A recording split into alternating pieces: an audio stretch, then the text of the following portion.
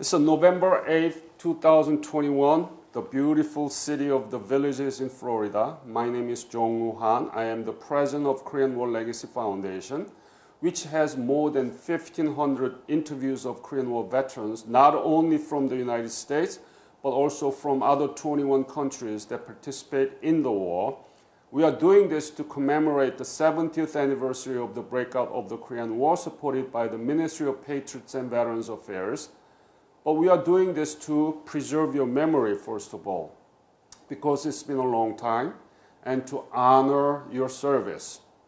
Most importantly, we want to make this interview into curriculum book, as you saw it there, so that teachers can use when they talk about the Korean War in the context of the Cold War for their own students. It's my great honor and pleasure to meet you, sir. Thank you for coming for this interview. Please introduce yourself. What is your name, sir? Harry Olson. Last name? O-L-S-O-N, Olson. Olson. And what is your birthday, sir? September 16, 1931. So now you are 90-year-old. Yes, sir. 90 plus. I don't see much ankle there. Pardon, sir? No ankles. No, well, there are some, but I think I've rubbed them away or something. My biggest problem right now is my hearing. Hearing. Too many concussions, I guess, or something, head injuries. So far, you don't seem to have any problem with me, so let's go. I'll do my best. Yes, sir. So where were you born? I was born in Pontiac, Illinois. Pontiac, Illinois. And tell me about your family background when you were growing up. Your parents, what they did, and okay. how many siblings and so on. Well, I had an interesting childhood. My father was Norwegian, came from Norway when he was 19, and had a family that broke up somehow, and I remember being born during the Depression when he was 57 years old, which was difficult because he was forced to retire from a position at the Pontiac, Illinois Penitentiary. And that made our lives difficult because he could not take care of my brother and I, and he was 4 years older. So for my best interest, I found a farmer who needed a little help. Oh. So at age 8, I went to an elderly family on a farm to help them and to have a room and board. That was again back during the Depression years, so my dad thought that would have been the best way for me to get a better start in life. And that stayed with me until I was 18 years old, working for my room and board, living with a parent for about 6 weeks or less at a time until I had to register for the draft. At that time, I joined the Army. So before we're going into the military experience, the Depression really affected you. Yes. Yes, it was very, very definitely a part of my life. I remember receiving welfare food. My dad, although was retired, did not have a retirement income, worked whenever or wherever he could. So he was concerned about my well-being, school, whatever. So he thought the best for me would be with a family that was well established, a farm family, which provided me food, board, a living for going to school at the time. So that was the beginning of my life, and I give it credit now. It was a hard time, but I became very self-dependent. My life depended on what I did and how I lived or how I would survive. And I think I used that through my life, through my career, my experience in Korea, definitely, so that I was a survivor. Hmm. So during the time that you were in that farmer's room and board, did you attend the school, right? Yes, sir. And when did you graduate the high school? What high school? I never graduated because I would sometimes be in 3 schools in 1 year. I lacked a little bit of the education I needed. I was doing okay in high school, but I was tired of sort of fighting for my own existence in a way, working nights. I never got to do any of the school fun dances or anything like that because I was working for my food and clothing and board. And I got tired. I figured, well, I'll let the Army raise me. So that's on my 18th birthday, instead of registering, I joined.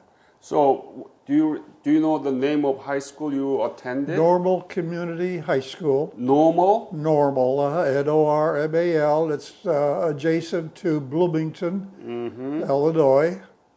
Yeah. And When did you stop? say, sir?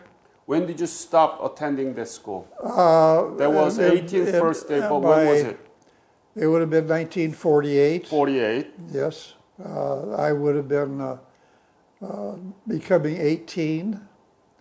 So instead of registering for the draft, I decided I would just join. Enlisted the Army. And where did you get the basic training, sir? Fort Riley, Kansas.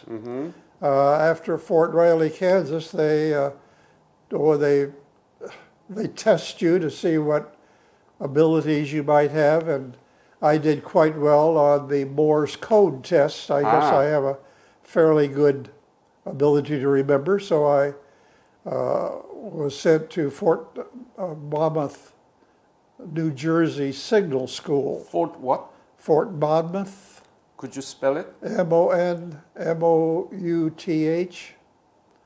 Monmouth, Monmouth, in New Jersey. Yep.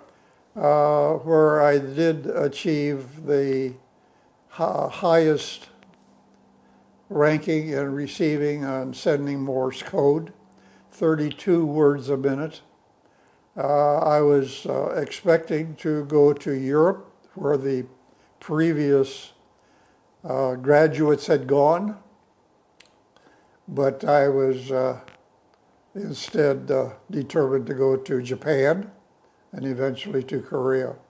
So, let me ask this question. Up to that moment, it's still before the Korean War, and from your school experience, did you know anything about Korea at the time? Absolutely nothing. Nothing. Absolutely nothing. I'm not sure what my favorite subjects were in school, but I don't think I ever gave thought to where Korea was. I had never heard of Korea at that time. So I did know about Japan, and when I was told you're going to Japan, I said, oh, I know where that's at.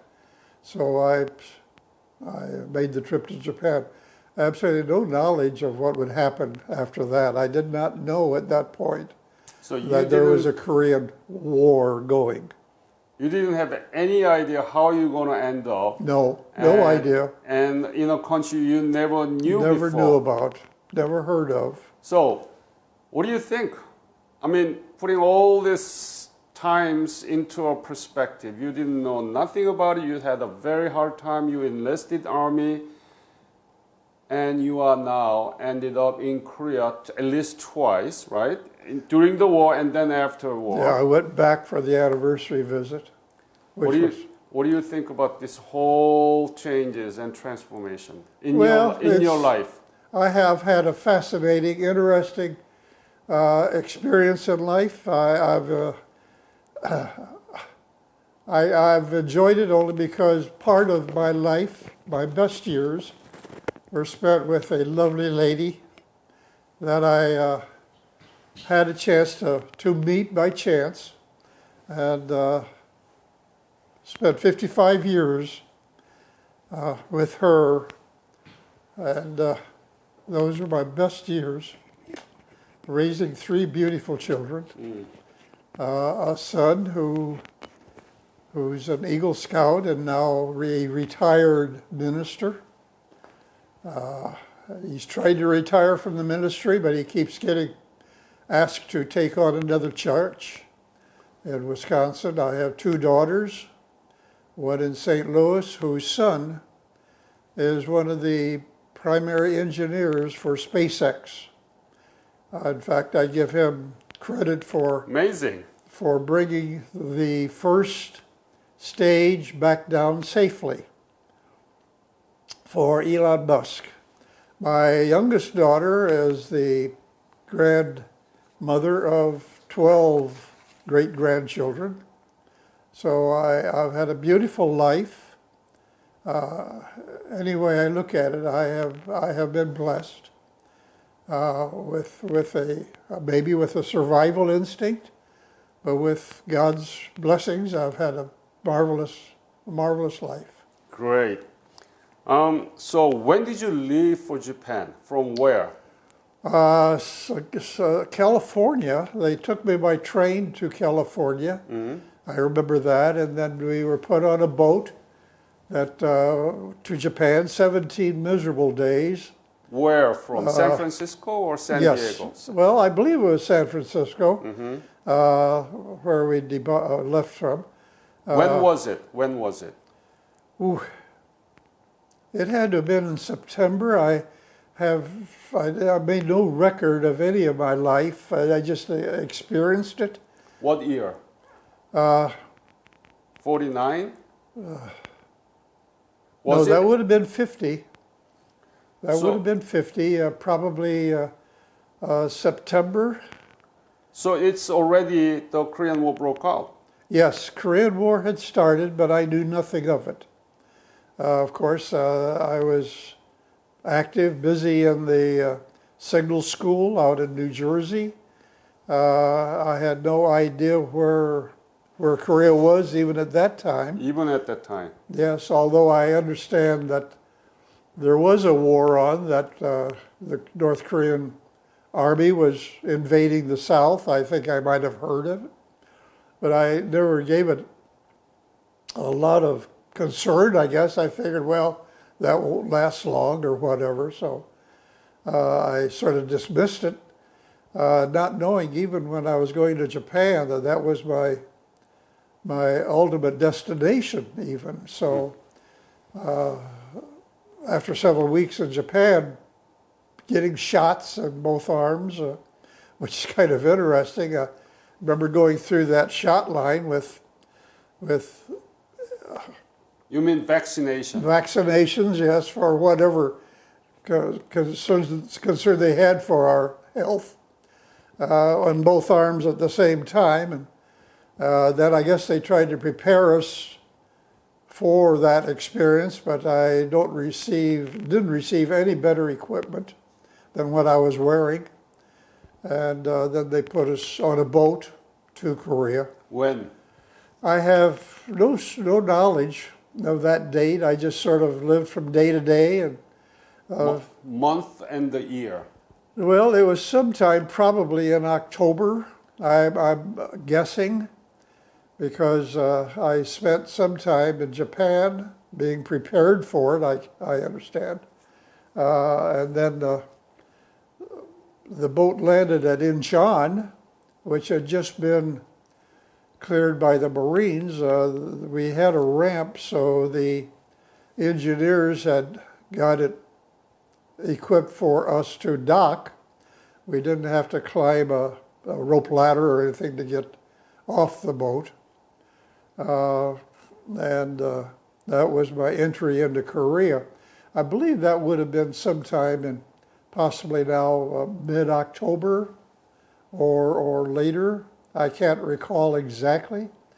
That's more than enough, more than enough. I wish I'd kept a daily diary of my life, but nothing has ever bothered me enough to say I need to remember that. So I remember just getting off the boat and going into Seoul. They put us on a truck, an old deuce and a half, off the boat, and started our experience in Korea. So, as you mentioned, you didn't know anything about Korea in high school, and even when you were in Japan. No. Now, you landed in Incheon, which was paid by the Incheon landing in September 15th, and you're Yes. now getting into the capital city of Korea. Yes. So, tell me about Seoul you saw. How was it? Oh, Sir, it was a disaster. give us a detailed description of the scenery, building, Oh my people. goodness, that's Mr. Hahn. I was in awe, and I looked at the condition of it. There was total devastation, it appeared, to someone who had lived a fairly normal life and a country that had been pretty well built. I couldn't believe the condition of that town. My only concern as I was going through were occasionally seeing people, children or whatever, that you wondered how are they living or where are they living. We never heard, to my knowledge, any rifle shots going through Seoul, so it had been pretty well cleared out of any combat material. And we were on that truck then for, well, seemed like days. Going north. Now there was about 10 or 12 of us. But can you give me more detail about how Seoul was at the time? Devastated, all buildings and people? And Yes, there were, the buildings were old, but they were pretty much destroyed. The combat that was done there was very, very detrimental. The condition of the town, you could tell it was, to begin with, an old country kind of town or community or country, very not well developed or old, poorly constructed buildings, it appeared, but even then they were totally destroyed. And so when did you go back to Korea? You went to Korea for the 60th anniversary, Yes, which I must be 2010. yes, Yeah. And you saw the same Seoul, right? yes. Location is exactly the Oh, same, my but Lord. how different it becomes. My daughter went with me for that. My wife wanted to go and I couldn't. I was afraid to, now I know. But my daughter finally convinced me it would help if I did. What did you saw there? Oh my gosh, when I just flying into Seoul, into the airport there, I couldn't believe the high rise, the buildings, the town. It looked like I was flying into some New York type town. 5-lane roads it looked like, and new cars. I was just blown away by the condition of that country. But then I began to feel proud of what was done. Because it was good to see a country so beautiful, so well built, and I couldn't believe what had happened in the 50 years or so, 60 years since I was there. I was just in awe of what had been made out of the destruction, the rubble of that country. Mr. Olson, when did you leave Korea from the war? Well, 51? that was, excuse me, Mr. Hahn. I left it October 13th, 1951. Oh, you remember the date for the Oh, I first time? remember that date because it was the second time I avoided meeting my Creator. I was due to rotate out of Korea on October 15th, 1951, and I was going back for supplies on the 13th of October because I didn't want to have any chance of picking up a little shrapnel or anything between the 13th and the day I was to walk out. But on the 13th, I wound up almost losing my life again. Oh, And wound up in Japan for about 6 weeks in Osaka General Army Hospital. And then I got home in time for Christmas. what happened on the 13th? Well, I had a wonderful black driver, and I got him going early in the morning to go back for supplies for the communications section of our artillery unit. And I was dozing off in the corner of the old deuce and a half. And I remember him yelling, "Look out." And I remember leaning over and saw nothing under the front end of the truck. Nothing was there. And I have no memory of that until I came to momentarily going up a hill on a stretcher with my arms and head hanging over the end of the stretcher. Oh, What had evidently happened, I was later told, a Army ammunitions truck came across the pass that we were about to cross.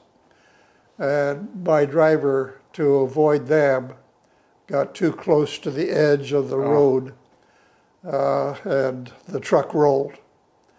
They told me, or the note that I got with a few of my personal items, said they estimated the truck rolled 10 times down the side of that mountain. I have no idea how I survived it, except I may have grabbed the steering wheel with my left hand and just rode it out. When I momentarily came to from that, going back up the hill, because there was a crowd around me. I have no idea how long I was unconscious, but I came to again later in what I believe was a Norwegian MASH unit. Yeah. And I remember that distinctly. It's one of my most enjoyable, maybe, moments of memory. I came to while they were undressing me because I had a bloody head, and evidently other parts of me were damaged, and they were trying to get my boot off of a badly beaten foot. And I remember coming to long enough to look around me, and I saw 4 or 5 of the cutest, youngest nurses. And I remember trying to turn over onto my belly, and I heard the doctor say, "Hit him again," and that was all until I came to several days later on a train going back to Busan. It's now called Busan, I understand. And I came to on it momentarily because it was kind of shaky, and a guy above me in the litter was vomiting. Sorry about that.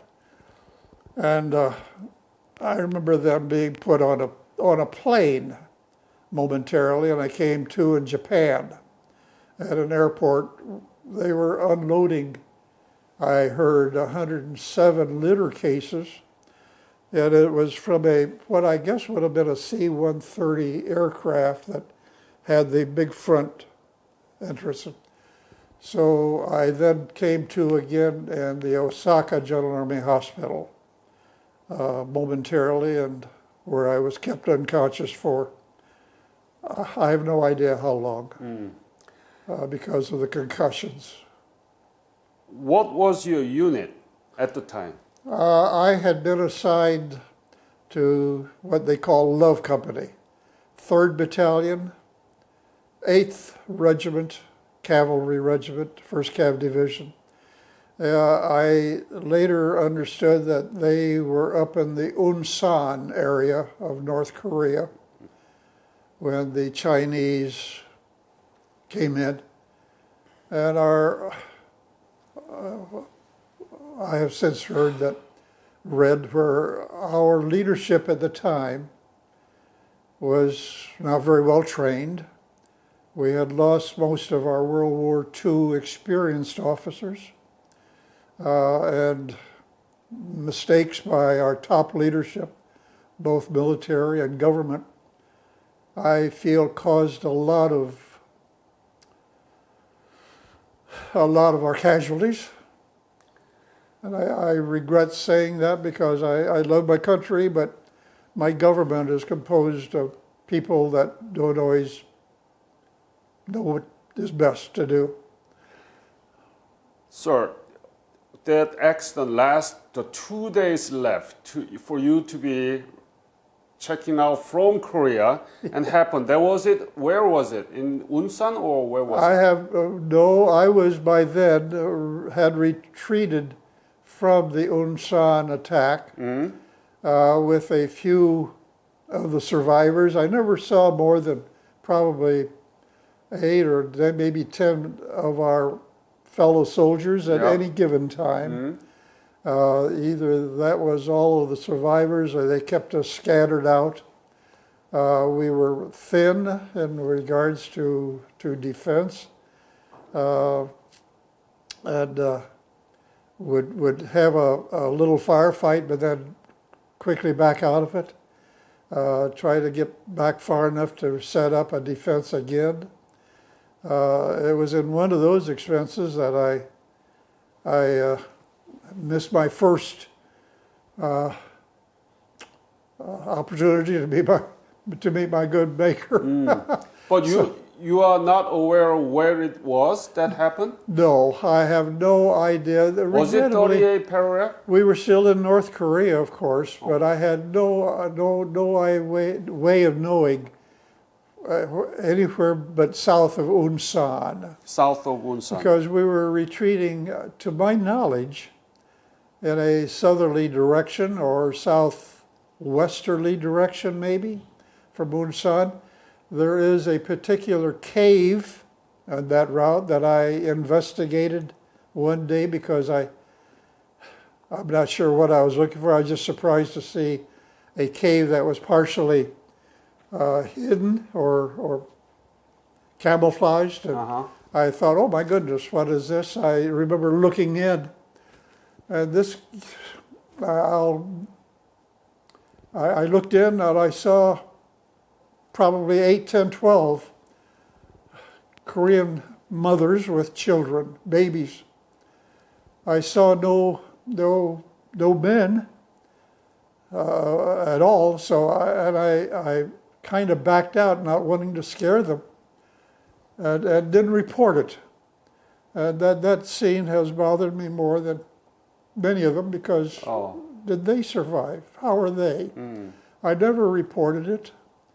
Unless I had found some reason to find it, but that was a cave somewhere in North Korea, because we later went by truck, and I remember going back past the Pyongyang airport, where they were destroying supplies, napalming or burning supplies that had been brought in, but now we're about to be lost to the enemy, I guess. So they were destroying them, and I couldn't remember when I had eaten anything. And I was annoyed that they're burning food, and I hadn't seen any for a while. So, but that image of those mothers sitting there holding children in a cave somewhere in North Korea had to be. still is one of my memories that how did they survive? You know, that, of all the things that I remember, I know I probably walked past boys that didn't survive because I had a survival concept, I guess. So I know it's hard for you to go back those memories, and especially on those Korean woman, mom, Yes. and children. But let's go back a little bit more. So you went into Seoul, and then you went up north, right? Yes. And you are one of those 8th Cavalry Regiments. the 8th Regiment Yep. of the 1st Cav Division. Oh, 8th Regiment of 1st Cavalry Division. Yes. Yep, right. And That makes sense. yes, I'm sorry. And your specialty was still radio signal? No, I never did use my Morse code training. That was the best you could do. That's it. I don't recall even seeing an officer. If I did, it wasn't identifiable because there was no badge or bars or anything on him. When I did get to the unit I was assigned to, I'm assuming I did meet an officer who probably said, "Well, take care," and somehow they gave me a carbine because I did not have one when I went in. A World War II M2 carbine with, as I recall, one clip of ammunition. I'm not sure there was any more anywhere that I could have used, so I was using my ammunition very, very prudently, and I never knew if when I fired it, if I ever hit anybody, because you didn't sit there watching very long. So you were rifleman at the time? Yes. Okay, so tell me about Unsan battle. You went up to Yalu, right? You went up to Yes. Pyongyang to recover, right? Yes. Yes, we went through Pyongyang on a And truck. were there any resistance from the North Koreans? Pardon? Were there any resistance from North Koreans to protect the Pyongyang from U.S. forces? Was resistance severe, or how was it? No, we didn't meet any resistance until we got to our unit, which by then had gone past Pyongyang up, and I don't know where Unsan is in North Korea, but we joined the unit that we were assigned to somewhere south of Unsan in their retreat. They were injured, some boys with bandages on, trying to go south. We were in a difficult kind of position because we never did see more than 5 or 6, 8, 10 of our fellow companymen at any time, and they were usually scattered or spread out trying to defend or keep anything from getting around us. And that was during the retreat from Unsan back south. So you went up to Unsan, I did not get to Unsan. but you went up to Yalu then? We went by the. So this is the map. Oh This my. red point is Unsan, and south of that is Pyongyang there. Oh my! I never knew that. Yeah. We were between Unsan and Pyongyang. So, okay. Oh my goodness. Yeah. So, and then Chinese came in, right? Yeah, they had already come in Yeah. and were forcing our line, what was left of our company, of course, to retreat. And from what it appears, our company, battalion, and even the regiment were so destroyed that they had to be disbanded when we did get down below Pyongyang someplace. So, did you actually engage in the battle with the Chinese? Well, yeah, that had to have been either Chinese or the North Korean soldiers. Tell me about it, the Coming, details. well, when that, was it and how yeah. was it?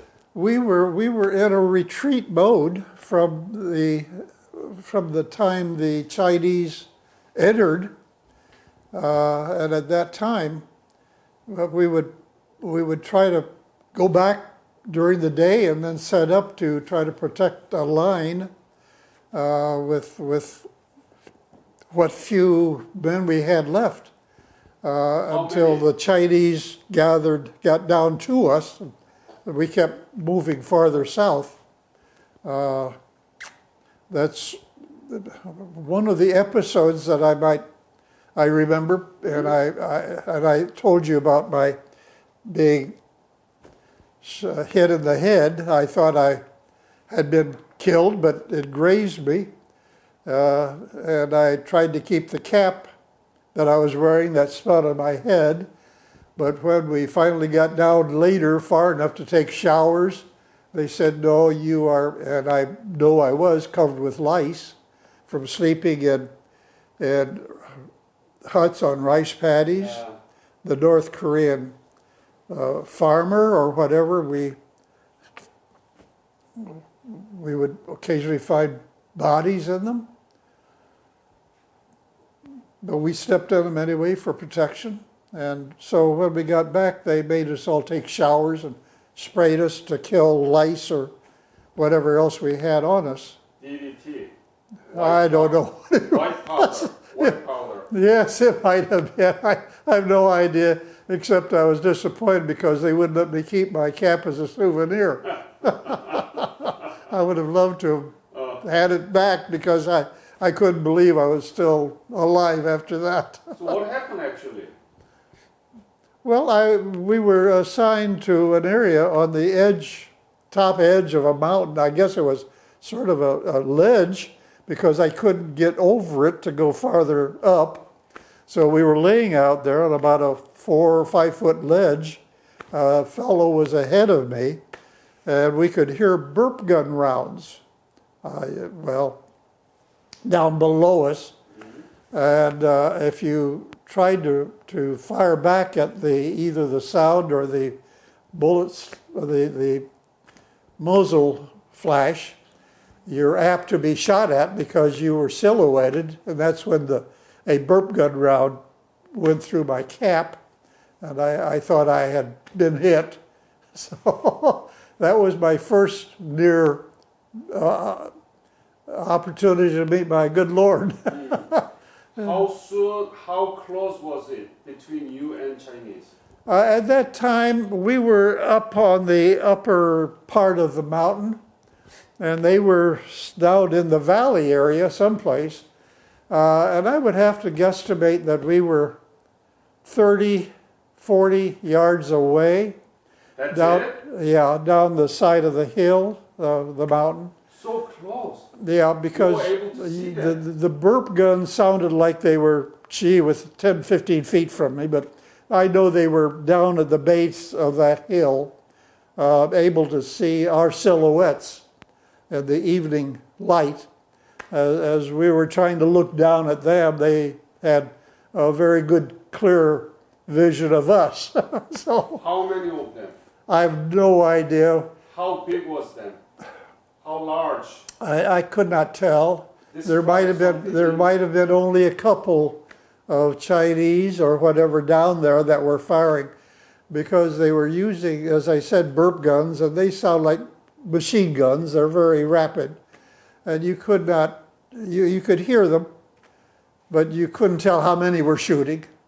And then eventually they pulled me back off of that. Evidently, somehow they had quieted the firing down below enough to get a hold of my feet and pull me back out of shooting range or something. So But it was still between Unsan and Pyongyang. It was Yes, we were was it still in we were Ulsan or- we were still retreating from Unsan. So you were there in Ulsan too. No, I did Not not yet. get to Okay. Unsan. Okay. In fact, I kind of think I was stopped going up because the Chinese had already entered, and rather than me going up, they held the 6, 8, 10 of us that were being brought in as replacements and waited for the line to come south to us. And then we, of course, walked for, I don't know, 4 or 5 days, 6. No memory of that. And that's when my worst images then were of boys who had frostbite feet or something and would sit down to rest or because their feet hurt or whatever. And I would try to help them or do something, but keep on going. And I wondered if they got out or not. So, and then I don't know how long we were in that retreat. It seemed like maybe a week. I can't believe that. But I have no memory of day and night almost until finally we were put in trucks. And that's when we went back past Pyongyang. So and the distance I can't tell from your map how far Unsan is from Pyongyang, just mileage-wise. But I imagine we had to walk, or I remember walking possibly, oh gosh, it seemed like forever, but I doubt if it was more than 3, 4 miles maybe? Yeah.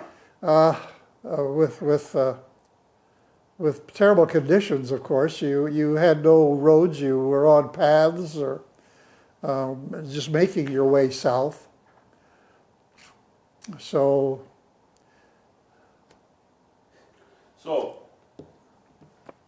and of course, once they got us in a truck, we all just collapsed. I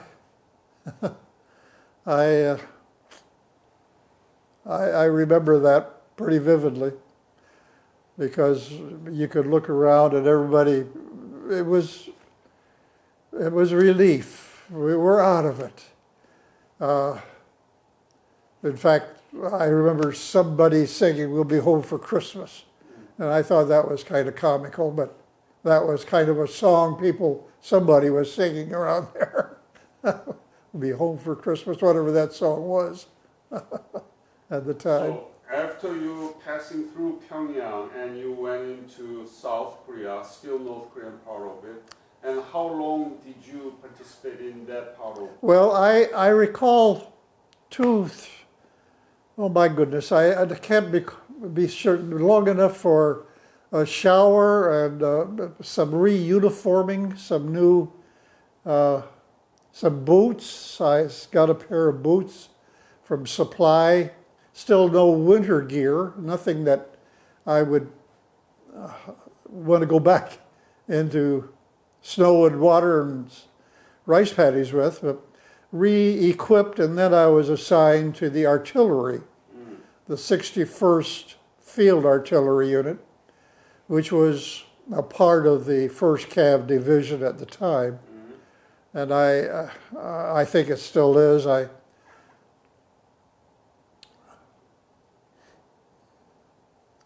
I don't recall what happened to any of the other boys. One of the blessings in a way that I now think of is that I did not have any buddies. I didn't have any close friends in Korea. I didn't have any what they called brothers. And I'm grateful for that because that would have bothered me more to know that I left a brother behind. And that tears up. I have some family members who were Marines who lived through the brother, and that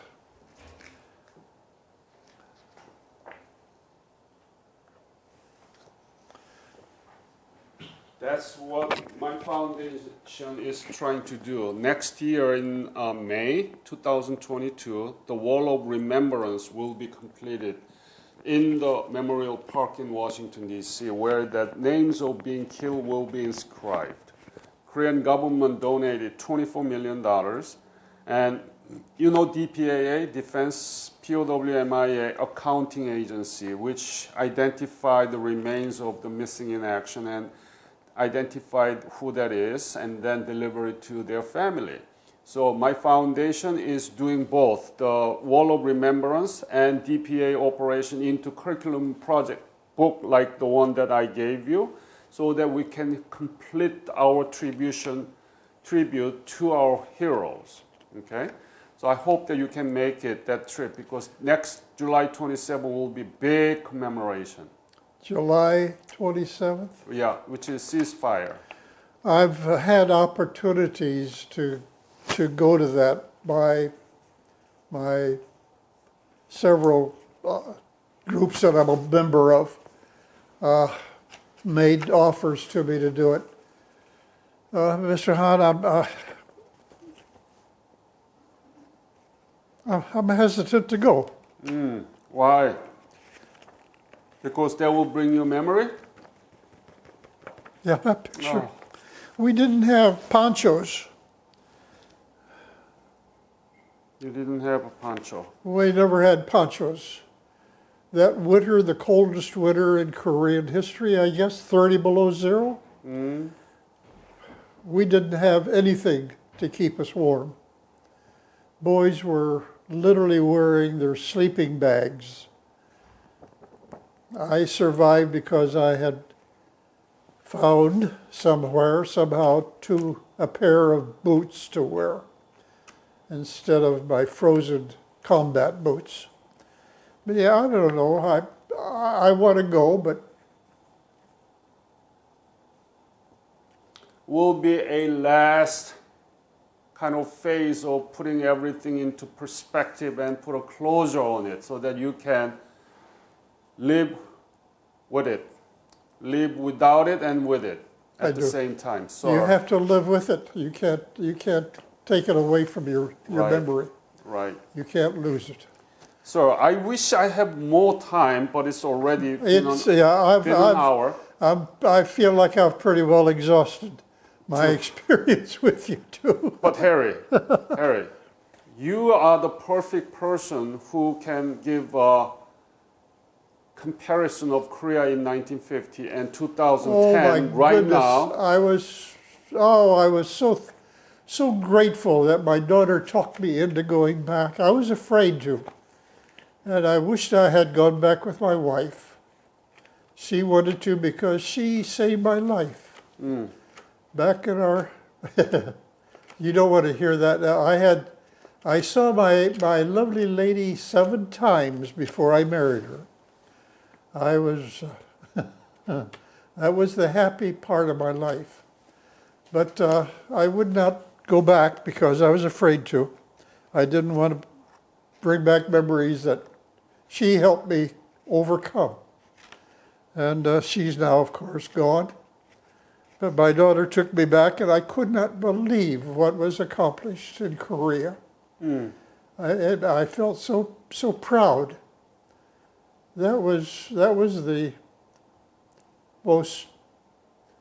best war our country was ever in to satisfy the lives of people. The country is beautiful, and Mr. Hahn, I was so impressed because they're showing their children what the country was like back in 1950 or 40s. And I was so thrilled to see people remembering what their country was like and thanking without exception every South Korean person, child, woman, male I met said thank you. I didn't get a single thank you when I got back to America. Nobody met us on the boat when our hospital boat docked. There was nobody there. When I got out of the hospital, they said, put on civilian clothes, Harry, and go home for 30 days. I didn't want to even be seen in a uniform in my own country. I had to go back to Korea to be thanked, and they did. You do a fantastic job of recognizing the American boys who went there for their country and for yours. I think I cried on that plane, looking at what was created by our efforts. I think it's time for me to go. Mr. Olson, one more. So you have told everything. This is one of the best outcomes out of U.S. involvement in other countries as a form of conflict or war and battles since World War II. But we don't talk about it. It's been known as a forgotten war. Yes, it has. And so why is it? And how can we change this reality? Well, the problem that I look back on now, wondering why, I've got to, excuse me a second. Sure. I don't know if you can. No problem. Well, I've got of that war in our country. There was no coverage. From what I understand when I got back, that nobody knew what was happening in Korea. There was no coverage in the country of our forces, as there was in Vietnam, where they got daily reports of casualties. Nobody reported the 500-600 boys who were killed in that regiment in 24 to 48 hours. 3/4 of the regiment is somewhere in North Korea. Most of them are still buried there, because I think some of them were buried by their own comrades to protect them from the Chinese. Yep. We heard stories of them going around looking for gold teeth.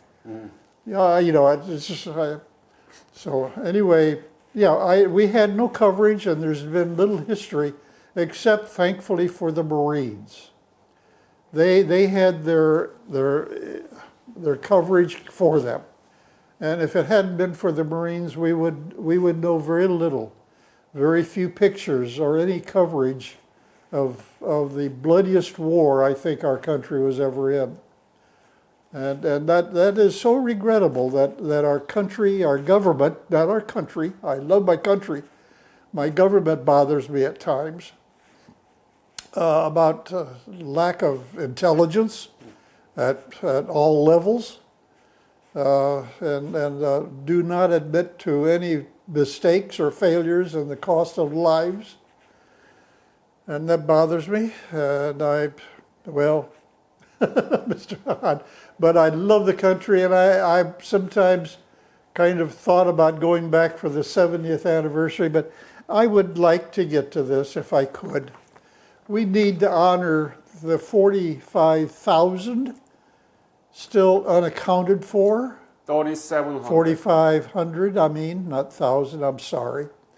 Many of them are buried in the north, That's why we are making the curriculum book.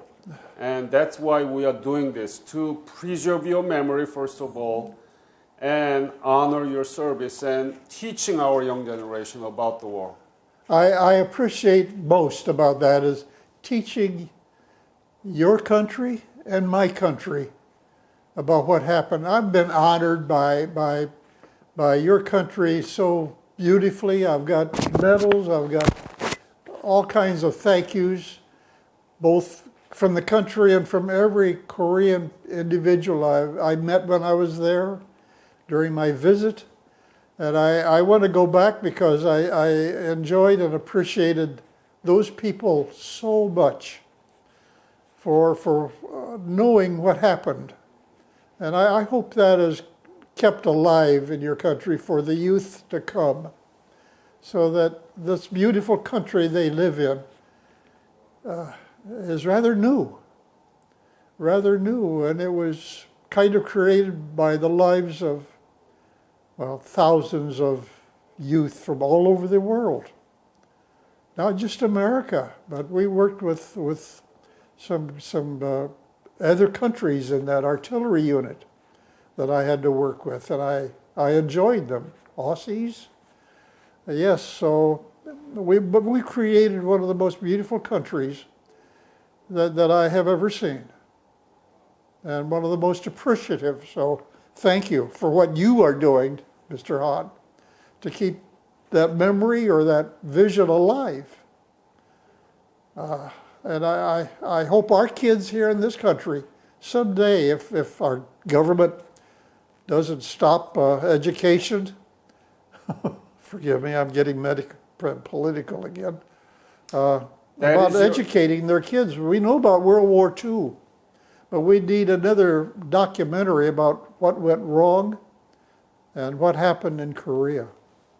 That's what we are going to do. Oh my God, we need that so desperately, because people need to know better than what we've seen in the past, as far as I'm concerned. It's never been truly seen or documented, for me anyway. So, well, Mr. Hahn, I thank you for your time today and what you're doing. You don't know how thankful I am to you to sharing that memory. Must be very difficult for you, and I know that. But by doing this, you can have many others know about the war and why did it happen, what happened, and what is the legacy of the Korean War in the place of world history in the United States. That's right. And your own personal legacy as a Korean War veteran. I appreciate that. Yes, this has to be made a very definite part of our American history. Mm-hmm. But it is so overlooked. I regrettably watched a Memorial Day program 3-4 years ago, and Korea was not even included.